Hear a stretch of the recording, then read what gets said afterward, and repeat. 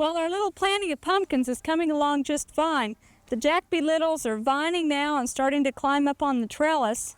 Our prize winner hybrid, because we only had 6 seeds to plant, we had a limited stand of them. So I have 2 nice-sized plants here just getting started, and they have tendrils, so they are just now starting to vine. Then over here is what I call our fail-safe pumpkins, the autumn gold pumpkin that will be yellow gold no matter how immature it is at harvest time. Although they're running nicely, they'll be flowering in a couple of weeks, and so we have plenty of time to have pumpkins for Halloween.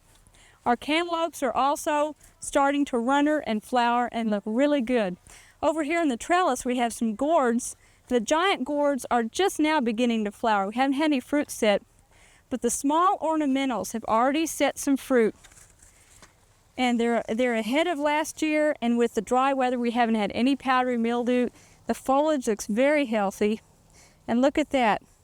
That'll be ready for harvest probably in about 6 weeks. And remember last year we talked about curing these small gourds to hold their color well, so we'll be looking forward to visiting with you about that again. Now on the gourds, remember that they get the same pests that other squash plants get, so stay after cucumber beetle and squash bug, and should we have a chance of getting into rainy weather, watch out for powdery mildew fungus, although the weather forecast looks like we're going to be dry for a little bit longer. Anyway, there's another one down there. I'm really excited about that because those ornamental ones are great to use for fall decorations. Well, now's the time to get some winter squash planted. You could have been doing it all summer long, but if you want a nice cool place to store them and have cool conditions for storage, then now's the time to sow the seed so that when you harvest them around frost time, the end of October, will be into cool weather and they'll keep well in your garage or pantry. I have 9 varieties of winter squash to plant. And I want to go over some of these with you because I think there may be some you might want to try in your own yard. So far as a butternut squash, there's one called Ponca that is very good. It has a good thick straight neck on it, and that's where all the flesh comes from. This is Ultra Butternut, and it is a butternut squash with a 12-inch long neck, so you will end up harvesting plenty of fruit off of that. And then we'll be planting some acorn squash. I have Cream of the Crop, which is an All-America winner this year, and it is a white acorn squash. And then Ebony Acorn, which is a very black acorn squash. And remember on these winter squashes, if you don't want all the fruit to mature, you can harvest some of it at the immature stage and just eat it like regular summer squash.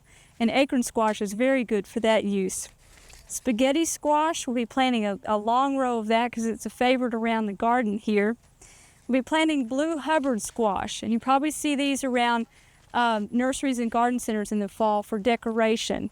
And they're a large, dusky gray-blue squash, about 18 inches long and maybe 10 inches wide at the base. But they are very good eating also, and it's a mainstay up in New England.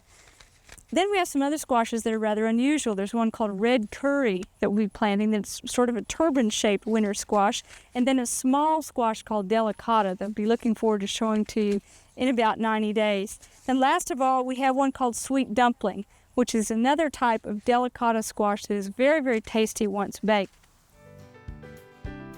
We hope you've enjoyed this classic from the Oklahoma Gardening Vault. Remember, even though these tips and techniques are timeless, there's always something new to learn in the world of gardening. By subscribing to both Oklahoma Gardening and OK Gardening Classics, you'll have access to a wealth of gardening knowledge, both classic and contemporary.